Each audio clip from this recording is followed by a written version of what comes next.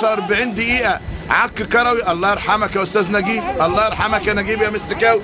لسه حاجاته عايشة حتى الآن. تاني ترجع ورا، تبقى هجمة، تصل تاني لأحمد عيد. أحمد عيد يلعبها عرضية، جول جول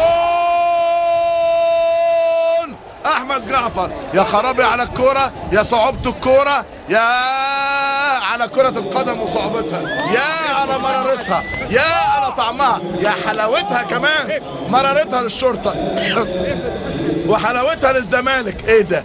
ايه اللي انا شايفه ده؟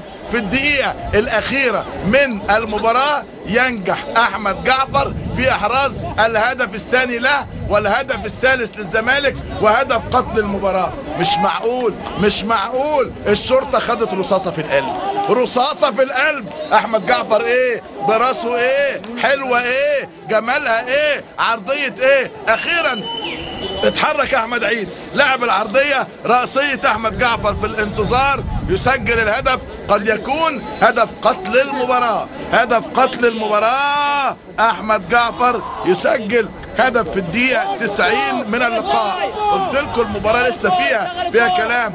شوطها الثاني ما كانش حلو، لكن دي متعه الكوره، دي حلاوتها، دي جمالها، دي